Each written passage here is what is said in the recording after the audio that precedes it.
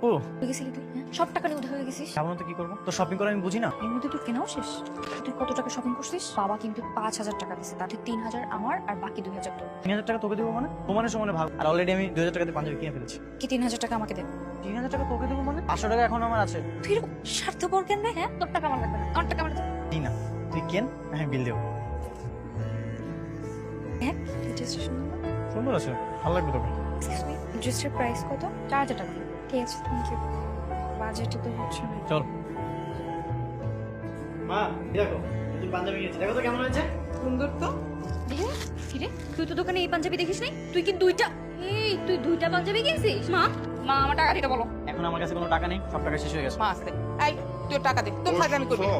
আসতেছি দিয়ে দিবি, নাহলে কিন্তু খুব খারাপ হবে। আমি কালকে টাকা দেবো। ছাপনি মার্কেটে যে স্বার্থপর কোথাকার।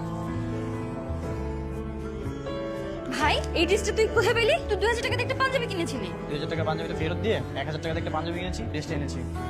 আর শোনাবো তোর ভাই স্বার্থপর।